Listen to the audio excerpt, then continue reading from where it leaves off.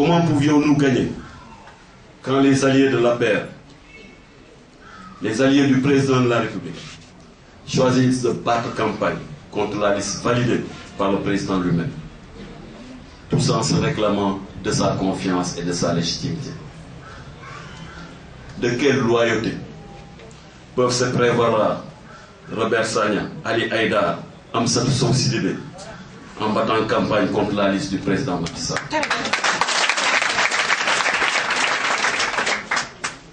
J'ai été très surpris par le cas Robert Sagna.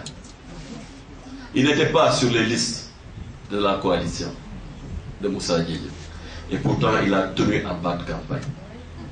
Je peux comprendre qu'il ne soutienne pas la liste du président, mais qu'il batte campagne au moins contre Baldé, qui est l'adversaire.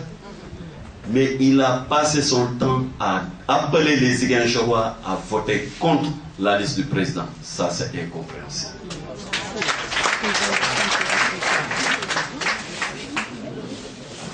C'est vrai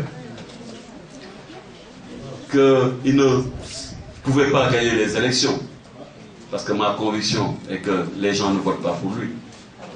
Mais on l'écoute encore en tant que notable, en tant que papa, en tant que référence dans cette région. Les gens l'ont écouté. Les gens ont écouté son discours. Et les gens se sont posé beaucoup de questions sur la crédibilité de la liste du président. Quand son allié, un de ses principaux alliés, qui dit avoir sa confiance, dit à tous les Ziguinchorois, ne votez pas pour Benoît Sambou et Doudou Ka, oubliant royalement que l'adversaire était Baldé. Pas dans seul de ses discours, il n'a parlé d'Ablaye Baldé. Quand face à tant d'adversité, nous-mêmes dans notre propre liste, des leaders choisissent soit de battre campagne en solo, soit de poursuivre la rivalité pour le leadership, soit de ne pas battre campagne du tout.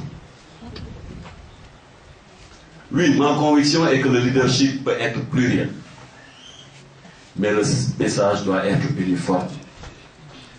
Le discours centré sur un même objectif. Les actes coordonnés dans un même idéal, dans une même démarche. Oui, les Ziguinchorois n'ont pas compris.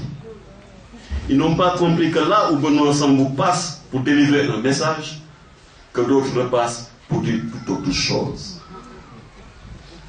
Aujourd'hui, nous payons lourdement, très cher, ce manque de vigilance, notre manque de vigilance, notre refus d'être ensemble et nos ambitions égoïstes. Pour ma part, ma conviction est que nous avons fait tous notre devoir. Et je voudrais vraiment féliciter Innocence, Alphonse, Ibrahim. Je les cite parce que c'est les derniers arrivés. Ils ont donné corps et âme pour faire gagner notre liste. Pour les autres, je n'en dirai pas autant.